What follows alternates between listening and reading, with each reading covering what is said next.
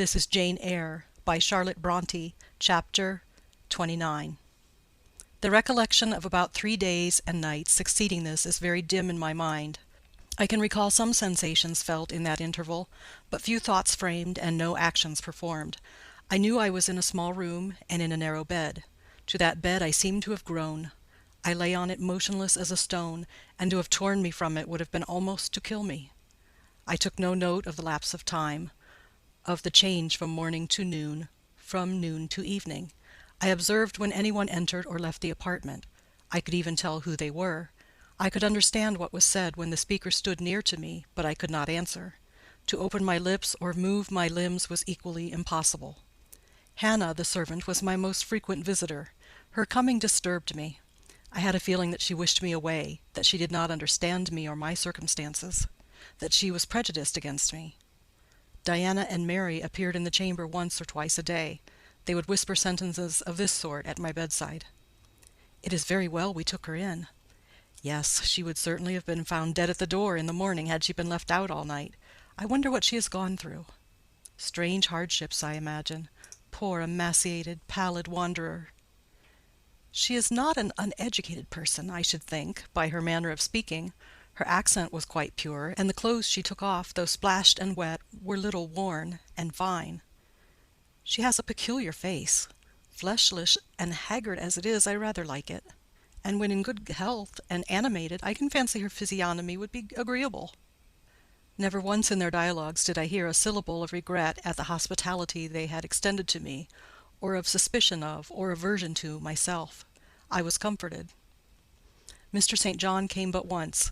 He looked at me and said my state of lethargy was the result of reaction from excessive and protracted fatigue. He pronounced it needless to send for a doctor. Nature, he was sure, would manage best, left to herself. He said every nerve had been overstrained in some way, and the whole system must sleep torpid a while. There was no disease. He imagined my recovery would be rapid enough when once commenced.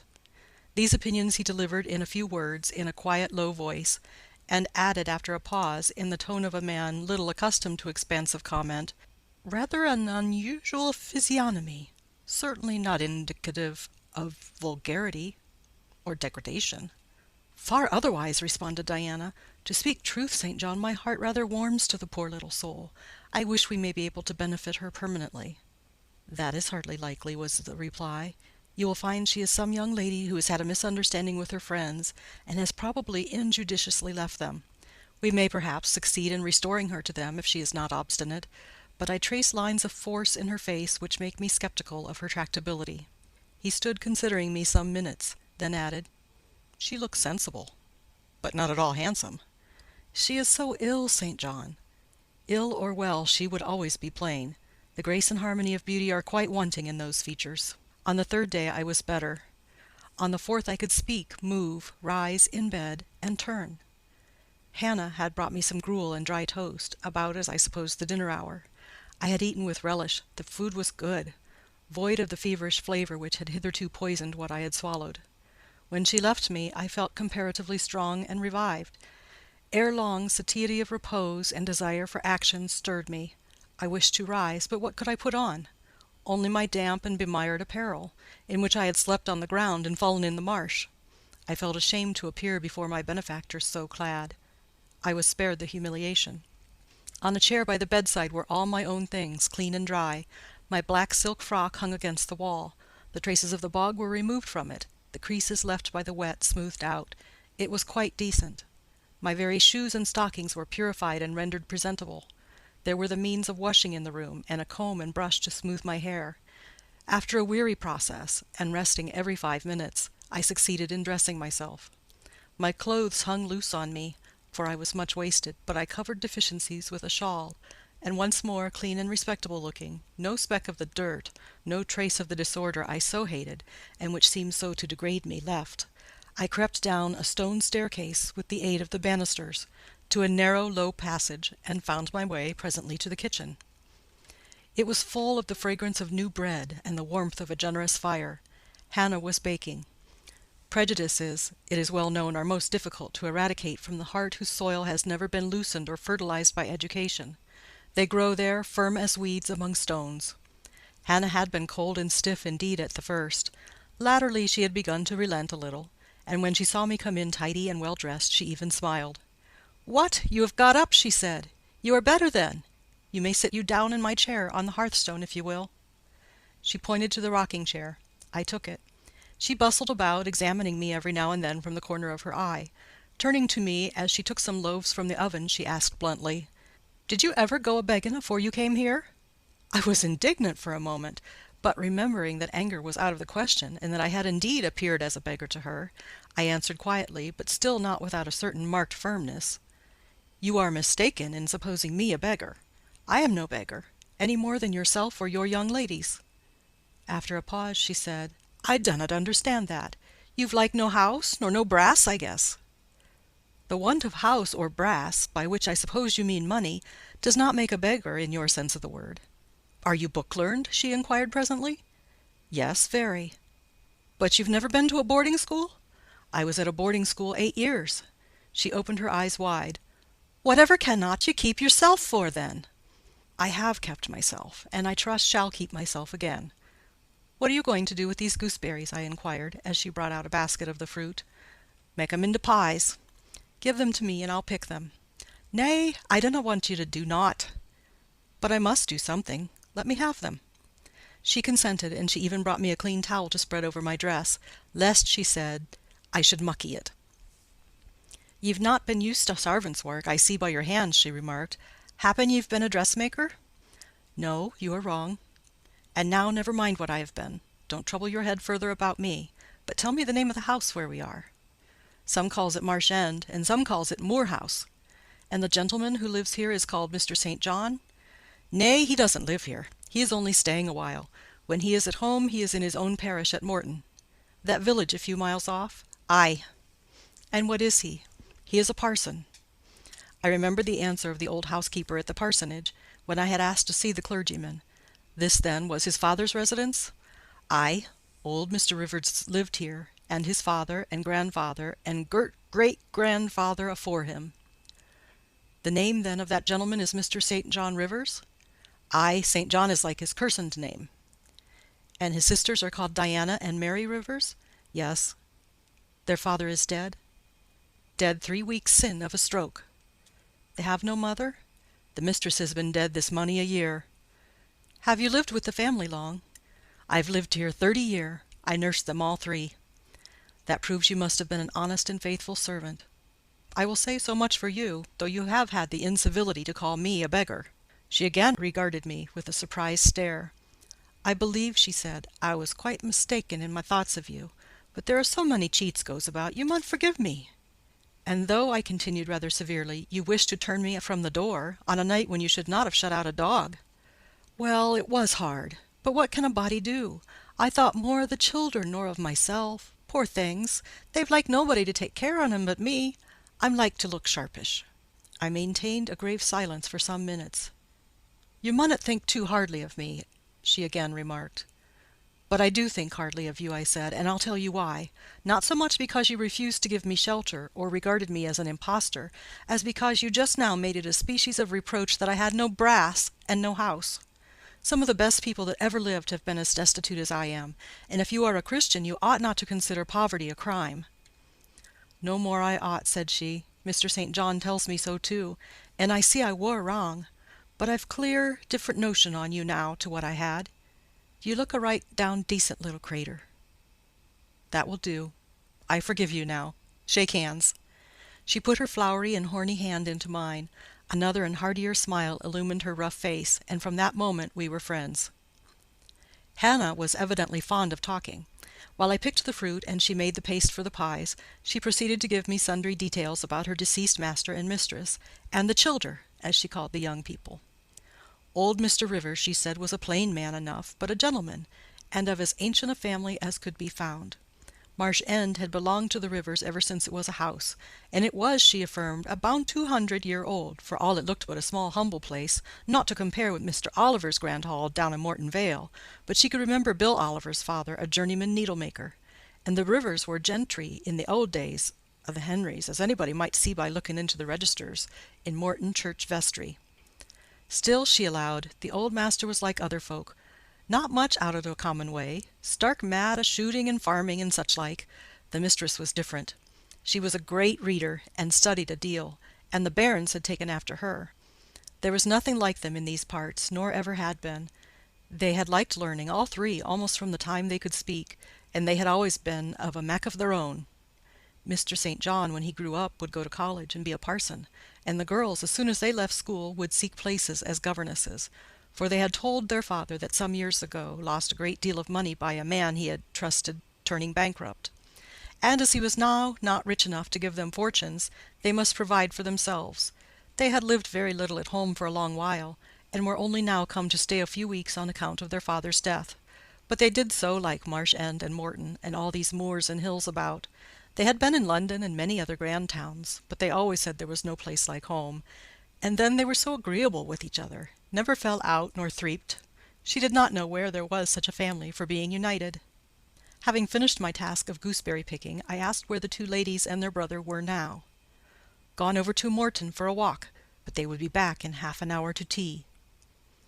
They returned within the time Hannah had allotted them. They entered by the kitchen door. Mr. St. John, when he saw me, merely bowed and passed through. The two ladies stopped, Mary in a few words kindly and calmly expressing the pleasure she felt in seeing me well enough to be able to come down. Diana took my hand. She shook her head at me. "You should have waited for my leave to descend," she said. "You still look very pale, and so thin. Poor child! Poor girl!" Diana had a voice toned to my ear like the cooing of a dove. She possessed eyes whose gaze I delighted to encounter. Her whole face seemed to me full of charm. Mary's countenance was equally intelligent, her features equally pretty, but her expression was more reserved, and her manners, though gentle, more distant. Diana looked and spoke with a certain authority. She had a will, evidently. It was my nature to feel pleasure in yielding to an authority supported like hers, and to bend, where my conscience and self-respect permitted, to an active will. "And what business have you here?" she continued. "It is not your place. Mary and I sit in the kitchen sometimes, because at home we like to be free, even to license, but you are a visitor and must go into the parlour." "I am very well here." "Not at all, with Hannah bustling about and covering you with flour." "Besides, the fire is too hot for you," interposed Mary. "To be sure," added her sister. "Come, you must be obedient." And still holding my hand, she made me rise, and led me into the inner room. "Sit there," she said, placing me on the sofa, "while we take our things off and get the tea ready. It is another privilege we exercise in our little moorland home, to prepare our own meals when we are so inclined, or when Hannah is baking, brewing, washing, or ironing." She closed the door, leaving me solus with Mr. St. John, who sat opposite, a book or newspaper in his hand. I examined first the parlour, and then its occupant. The parlour was rather a small room, very plainly furnished, yet comfortable, because clean and neat. The old-fashioned chairs were very bright, and the walnut wood table was like a looking-glass. A few strange antique portraits of the men and women of other days decorated the stained walls. A cupboard with glass doors contained some books and an ancient set of china. There was no superfluous ornament in the room, not one modern piece of furniture, save a brace of work-boxes and a lady's desk in rosewood which stood on a side-table. Everything, including the carpet and curtains, looked at once well worn and well saved. Mr. St. John, sitting as still as one of the dusty pictures on the walls, keeping his eyes fixed on the page he perused, and his lips mutely sealed, was easy enough to examine. Had he been a statue instead of a man, he could not have been easier. He was young, perhaps from 28 to 30, tall, slender. His face riveted the eye. It was like a Greek face, very pure in outline, quite a straight classic nose, quite an Athenian mouth and chin. It is seldom, indeed, an English face comes so near the antique models as did his. He might well be a little shocked at the irregularity of my lineaments, his own being so harmonious. His eyes were large and blue, with brown lashes. His high forehead, colourless as ivory, was partially streaked over by careless locks of fair hair. This is a gentle delineation, is it not, reader? Yet he whom it describes scarcely impressed one with the idea of a gentle, a yielding, an impressible, or even of a placid nature. Quiescent as he now sat, there was something about his nostril, his mouth, his brow, which to my perceptions indicated elements within either restless or hard or eager. He did not speak to me one word, nor even direct to me one glance, till his sisters returned. Diana, as she passed in and out, in the course of preparing tea, brought me a little cake baked on the top of the oven. "Eat that now," she said. "You must be hungry. Hannah says you have had nothing but some gruel since breakfast." I did not refuse it, for my appetite was awakened and keen.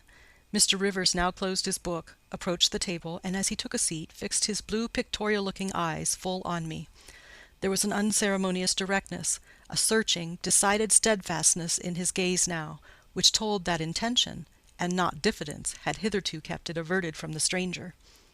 "You are very hungry," he said. "I am, sir. It is my way, it always was my way, by instinct, ever to meet the brief with brevity, the direct with plainness. It is well for you that a low fever has forced you to abstain for the last 3 days. There would have been danger in yielding to the cravings of your appetite at first. Now you may eat, though still not immoderately." "I trust I shall not eat long at your expense, sir," was my very clumsily contrived, unpolished answer. "No," he said coolly. "When you have indicated to us the residence of your friends, we can write to them, and you may be restored to home." That, I must plainly tell you, is out of my power to do, being absolutely without home and friends. The three looked at me, but not distrustfully. I felt there was no suspicion in their glances. There was more of curiosity. I speak particularly of the young ladies. St. John's eyes, though clear enough in a literal sense, in a figurative one were difficult to fathom. He seemed to use them rather as instruments to search other people's thoughts, than as agents to reveal his own. The which combination of keenness and reserve was considerably more calculated to embarrass than to encourage. "Do you mean to say," he asked, "that you are completely isolated from every connection?" "I do. Not a tie links me to any living thing. Not a claim do I possess to admittance under any roof in England." "A most singular position at your age." Here I saw his glance directed to my hands, which were folded on the table before me. I wondered what he sought there. His words soon explained the quest. "You have never been married? You are a spinster?" Diana laughed. "Why, she can't be above 17 or 18 years old, St. John," said she. "I am near 19, but I am not married, no." I felt a burning glow mount to my face, for bitter and agitating recollections were awakened by the allusion to marriage. They all saw the embarrassment and the emotion. Diana and Mary relieved me by turning their eyes elsewhere than to my crimsoned visage. But the colder and sterner brother continued to gaze, till the trouble he had excited forced out tears as well as colour. "Where did you last reside?" he now asked. "You are too inquisitive, St. John," murmured Mary in a low voice, but he leaned over the table and required an answer by a second firm and piercing look. "The name of the place where, and of the person with whom I lived, is my secret," I replied concisely. "Which, if you like, you have, in my opinion, a right to keep, both from St. John and every other questioner," remarked Diana. "Yet if I know nothing about you or your history, I cannot help you," he said. "And you need help, do you not?" "I need it, and I seek it so far, sir, that some true philanthropist will put me in the way of getting work which I can do, and the remuneration for which will keep me, but if in the barest necessities of life. I know not whether I am a true philanthropist, yet I am willing to aid you, to the utmost of my power, in a purpose so honest. First, then, tell me what you have been accustomed to do, and what you can do." I had now swallowed my tea. I was mightily refreshed by the beverage, as much so as a giant with wine. It gave me new tone to my unstrung nerves, and it enabled me to address this penetrating young judge steadily. "Mr. Rivers," I said, turning to him, and looking at him as he looked at me, openly and without diffidence, "you and your sisters have done me a great service, the greatest man can do to his fellow being. You have rescued me, by your noble hospitality, from death. This benefit conferred gives you an unlimited claim on my gratitude, and a claim to a certain extent on my confidence. I will tell you as much of the history of the wanderer you have harboured as I can tell, without compromising my own peace of mind, my own security, moral and physical, and that of others. I am an orphan, the daughter of a clergyman. My parents died before I could know them. I was brought up a dependent, educated in a charitable institution.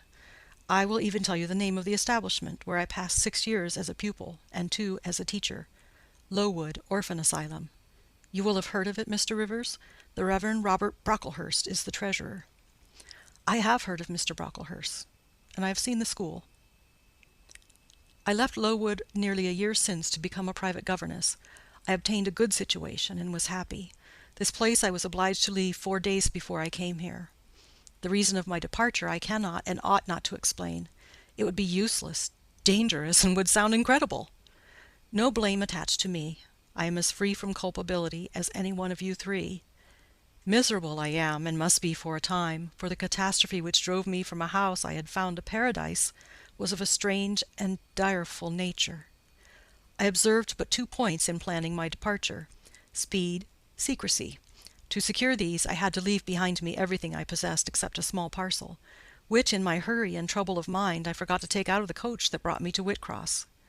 To this neighbourhood, then, I came, quite destitute. I slept 2 nights in the open air, and wandered about 2 days without crossing a threshold. But twice in that space of time did I taste food, and it was when brought by hunger, exhaustion, and despair almost to the last gasp, that you, Mr. Rivers, forbade me to perish of want at your door, and took me under the shelter of your roof. I know all your sisters have done for me, for I have not been insensible during my seeming torpor, and I owe to their spontaneous, genuine, genial compassion as large a debt as to your evangelical charity. "Don't make her talk any more now, St. John," said Diana, as I paused. "She is evidently not yet fit for excitement. Come to the sofa and sit down, Miss Elliot." I gave an involuntary half start at hearing the alias.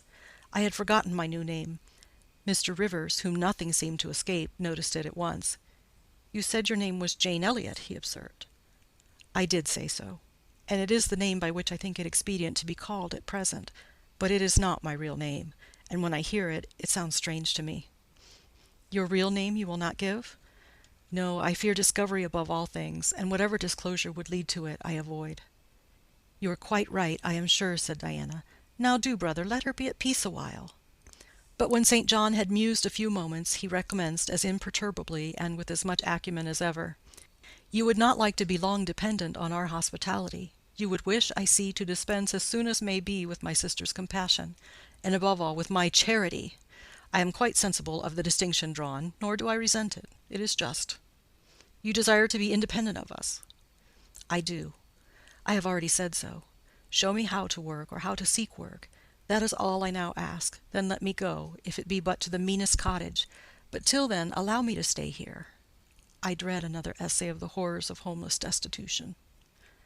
"Indeed you shall stay here," said Diana, putting her white hand on my head. "You shall," repeated Mary, in the tone of undemonstrative sincerity which seemed natural to her. "My sisters, you see, have a pleasure in keeping you," said Mr. St. John, "as they would have a pleasure in keeping and cherishing a half-frozen bird some wintry wind might have driven through their casement. I feel more inclined to put you in the way of keeping yourself, and shall endeavour to do so. But observe, my sphere is narrow. I am but the incumbent of a poor country parish.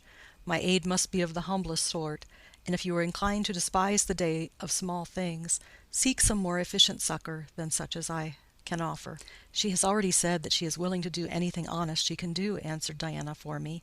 "And you know, St. John, she has no choice of helpers. She is forced to put up with such crusty people as you."